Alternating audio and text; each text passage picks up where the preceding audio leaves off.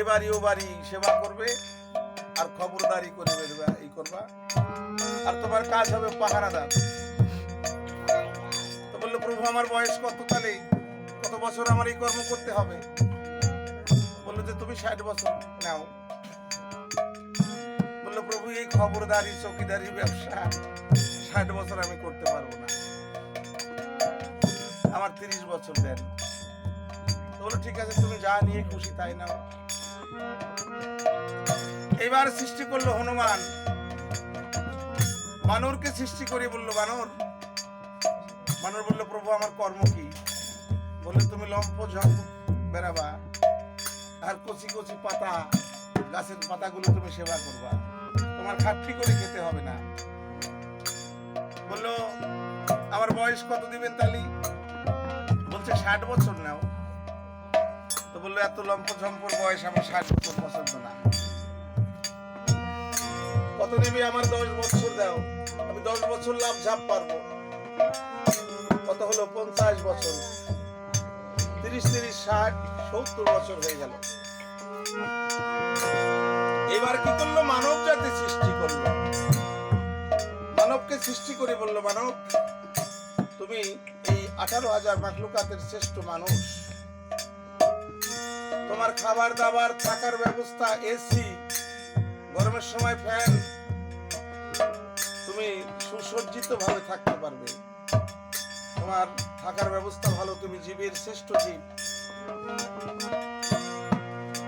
বললো প্রভু তাহলে আমার বয়স কত? বলে তোমার বয়স টয়স নাই, আর 30 বছর আছে, এই 30 বছর তুমি নাও। মানব বললো এত সুখের জন্ম প্রভু আমার একটু কম দেবেন কেন?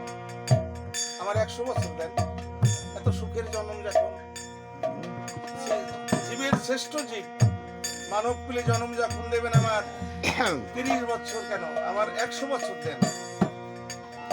আমার ভগবান বলেছিল আমি সমস্ত বয়স বন্টন করেছি, গাধা কুকুর আর বানর তুমি এদের কাছে গিয়ে যদি কিছু ভিক্ষা করে নিতে পারো তাহলে তুমি নিতে পারো, এরা যদি দেয়। এবার গাধার কাছে প্রথম মানুষ আসলো, আসবার পরে বললো গাধা তুমি আমার কিছু দাও, তুমি অল্প দিন বাঁচো, তুমি আমার কিছু দিয়ে দাও।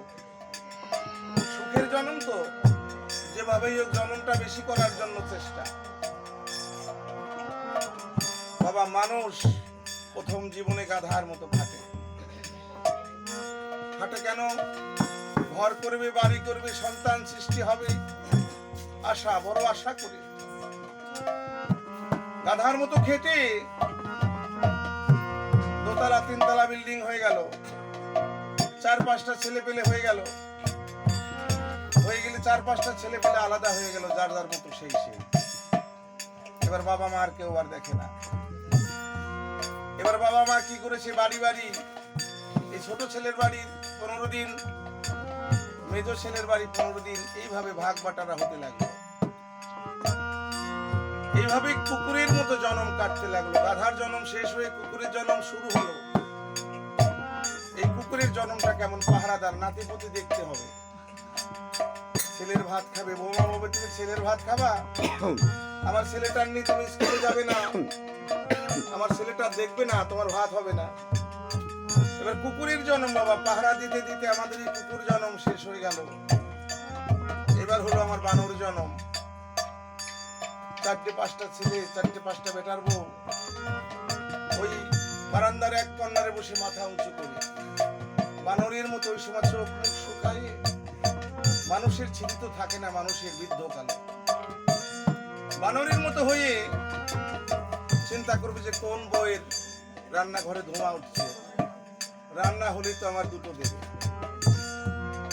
সকালের খাবার দুপুর, দুপুরের খাবার সন্ধ্যা, কোনদিন যদি কোথাও গেল তাহলে সন্ধ্যার খাবার শেষ। পথ প্রাণে চেয়ে থাকে বেটার বোর দিকে, ছেলের দিকে।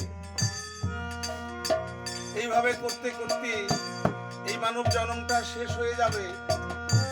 আমরা ধর্ম কর্ম করবার সময় নেই, কখন করব? এই ডিউটি করতে করতে প্রতিটা মানুষের একই দশা আপনি মিলিয়ে নেবেন। তাই বলছে পড়ে মায়া জালে তোমায় রইলাম বলে, সাধের মানব